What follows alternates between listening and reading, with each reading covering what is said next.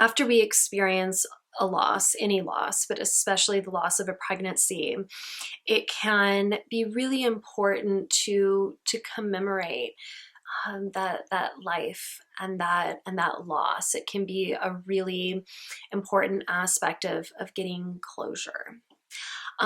So, one of the most painful things about a pregnancy loss is it can sometimes feel like you were the only one that truly acknowledged that there was a baby here, because they were inside of you. You felt their presence. You likely started to develop this deep, deep connection. And for others, the baby was probably more of an abstract idea, because they couldn't see them, they couldn't feel them. And so this vibe from others that the baby wasn't actually a real person, it can make it really, really hard to get that same kind of closure you would get from, say, a traditional memorial service that you have for somebody that all of your loved ones knew and could see and could hold, but the beautiful thing is you have every right to commemorate this loss, and you can do that with any activity you feel would give you a sense of closure. And so I'm going to give you a few ideas to get you started, but there's no right or wrong way to commemorate this baby, this pregnancy.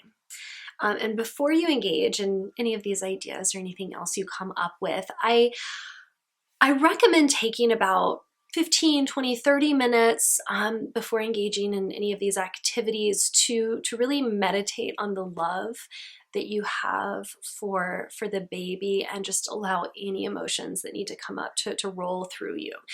Because fostering this emotional openness before you commemorate the baby and this loss, it can really help the activity that you engage in be more impactful because you are so open emotionally.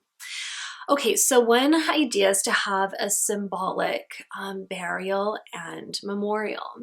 So this option, involves, again, putting together what we perceive as a more traditional memorial. And of course, you do not need a body to do this. You can find a special shell or a rock. You can write a poem on a beautiful piece of parchment. You can utilize any other object that you feel can symbolize your baby.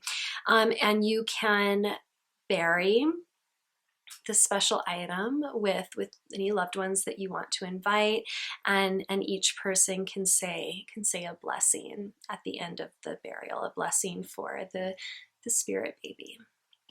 Okay, you can plant a tree.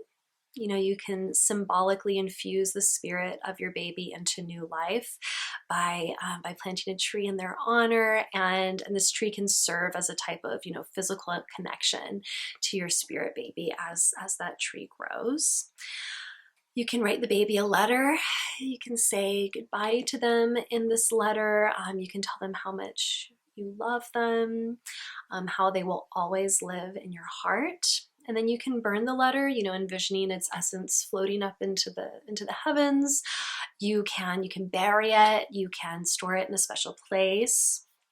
You can make a painting or sculpt the baby's spirit. If you're somebody that really enjoys the process of working with your hands, if you're really artistic, you can channel that energy into a painting, into a sculpture that depicts, again, the baby's spirit, moving back into the heavens or the universe or wherever you envision them returning to. And this can obviously be as abstract as you want, and you can choose to display your creation in your home or just keep it in a private place that where you can look at it anytime you want to.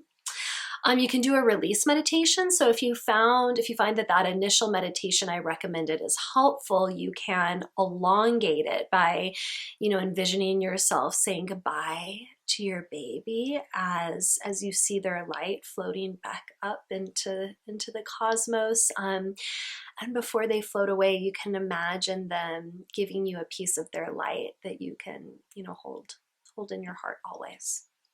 And finally, I recommend, saying goodbye out loud at the end of those meditations, at the end of any of these activities. You can say goodbye. You can tell your baby out loud how much you love them. Tell them whatever comes to you. You know, this verbal farewell can be really, really cathartic.